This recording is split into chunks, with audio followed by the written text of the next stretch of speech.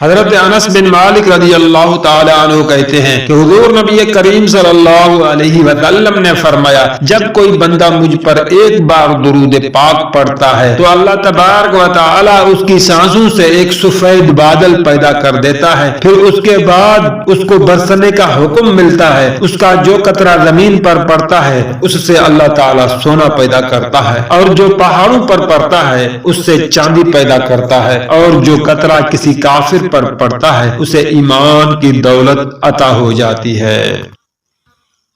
حضرت ابو ہریرہ رضی اللہ تعالی عنہ بیان کرتے ہیں کہ ایک شخص رسول اللہ صلی اللہ علیہ وسلم کی خدمت اقدس میں آیا اور عرض کیا کہ یا رسول اللہ، میں نے اپنی بیٹی کا نکاح کر دیا ہے اور اسے اس کے خاوند کے پاس بھیجنا چاہتا ہوں، میرے پاس کوئی خوشبو نہیں، آپ کچھ عنایت فرمائیں۔ آپ نے ارشاد فرمایا کہ میرے پاس بوتل نہیں، کل صبح ایک چوڑے منہ والی بوتل اور کسی درخت کی لکڑی میرے پاس لے آنا۔ دوسرے روز وہ شخص شیشی اور لکڑی لے کر حاضر خدمت ہوا۔ آپ صلی اللہ علیہ وسلم نے اپنے دونوں بازوں سے اس میں پسینہ ڈالنا شروع کیا یہاں تک کہ وہ بھر گئی، پھر فرمایا کہ اسے لے جا اور اپنی بیٹی سے کہہ دینا کہ اس لکڑی کو شیشی میں تر کر کے مل لیا کرے۔ پس جب وہ آپ صلی اللہ علیہ وسلم کے پسینہ مبارک کو لگاتی، تمام اہل مدینہ کو اس کی خوشبو پہنچتی، یہاں تک کہ ان کے گھر والوں کا نام ہی خوشبو والوں کا گھر ہو گیا۔ حضرت بہلول دانا رضی اللہ عنہ کے زمانے میں بغداد کے بادشاہ کی دلی تمنا تھی کہ حضرت بہلول دانا اس سے ملاقات کریں، لیکن آپ رحمت اللہ علیہ کسی بھی بادشاہ کی دربار میں تشریف نہ لے گئے۔ ایک دن یوں ہوا کہ بادشاہ چھت پر بیٹھا ہوا تھا کہ اس نے حضرت بہلول دانا کو شاہی محل کے قریب سے گزرتے ہوئے دیکھا، فوراً حکم دیا کہ حضرت بہلول دانا کو کمند ڈال کر محل کی چھت پر کھینچ لیا جائے۔ چنانچہ ایسا ہی کیا گیا۔ جب آپ بادشاہ کے سامنے پہنچے تو بادشاہ نے پوچھا، یہ فرمائیے آپ اللہ تعالیٰ تک کیسے پہنچے؟ فرمایا جس طرح آپ تک پہنچا۔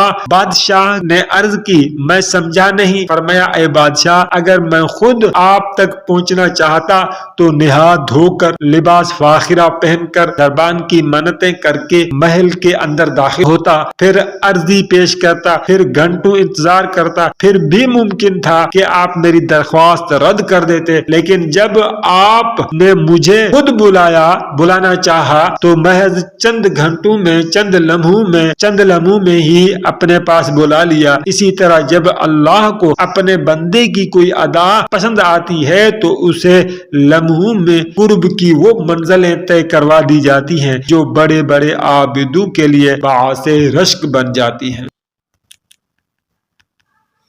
ایک عورت کو اللہ تبارک و تعالی ہر بار اولاد نگینہ سے نوازتا، مگر چند ماہ بعد وہ بچہ فوت ہو جاتا، لیکن وہ عورت ہر بار صبر کرتی اور اللہ کی حکمت سے راضی رہتی تھی، مگر اس کے صبر کا امتحان طویل ہوتا گیا اور اسی طرح ایک کے بعد ایک اس عورت کے 20 بچے فوت ہوئے۔ آخری بچے کے فوت ہونے پر اس عورت کے صبر کا بندھن ٹوٹ گیا۔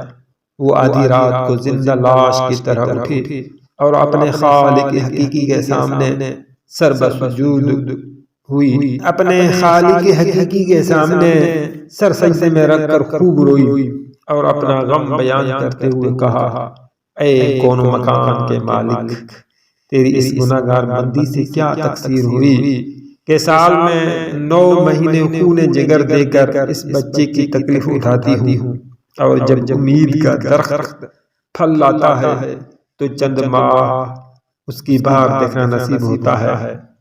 آئے دن میرا دل غم کے حول کا شکار رہتا ہے کہ میرا بچہ پروان چڑھے گا بھی کہ نہیں۔ اے دکھی دلوں کے بھید جاننے والے، مجھ بے نوا پر اپنا لطف و کرم فرما دے۔ روتے روتے اسے اونگ آ گئی۔ خواب میں ایک شگفتہ پربہار باغ دیکھا جس میں وہ سیر کر رہی تھی کہ سونے چاندی کے اینٹوں سے بنا ایک محل نظر آ گیا جس کے اوپر اس عورت کا نام لکھا ہوا تھا۔ باغات اور تجلیات دیکھ کر وہ عورت خوشی سے بے خود ہو گئی۔ محل کے اندر جا کر دیکھا تو اس میں ہر طرح کی نعمت موجود تھی اور اس کے تمام بچے بھی اسی محل میں موجود تھے جو اسے وہاں دیکھ کے خوشی سے جھوم اٹھے۔ پھر اس عورت نے ایک غیبی آواز سنی کہ تو نے اپنے بچوں کے مرنے پر جو صبر کیا تھا یہ اس کا اجر ہے۔ خوشی کی اس لہر سے اس عورت کی آنکھ کھل گئی جب وہ خواب سے بیدار ہوئی اور اس کا سارا ملال جاتا رہا اور اس نے بھیگی ہوئی آنکھوں سے عرض کیا یا الہی اب اگر تو اس سے بھی زیادہ میرا خون بہا دے تو بھی میں راضی ہوں۔ اب اگر تو سینکڑوں سال بھی مجھے اسی طرح رکھے تو مجھے کوئی غم نہیں۔ یہ انعامات تو میرے صبر سے کہیں زیادہ ہیں۔ انسان کو ہر حال میں صبر کا دامن تھامے رکھنا چاہیے کیونکہ یہی چیز انسان کو اللہ کے قریب کرتی ہے۔